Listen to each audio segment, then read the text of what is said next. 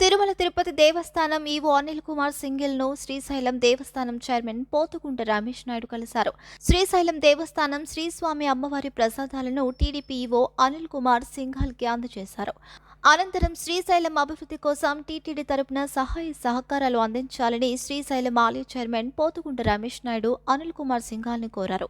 TTD తరపున శ్రీశైలం సమీపంలో ఉన్న దోర్నల వద్ద టీటీడీ ద్వారా మల్లన్న భక్తుల కోసం ఒక డార్మెంటరీ నిర్మించాలని, అలానే శ్రీశైలం క్షేత్రంలోనూ టీటీడీ తరపున భక్తుల సౌకర్యార్థం వసతి గదులు నిర్మించాలని టీటీడీ ఓ అనిల్ కుమార్ సింఘాల్ కు వినతి పత్రం అందజేశారు.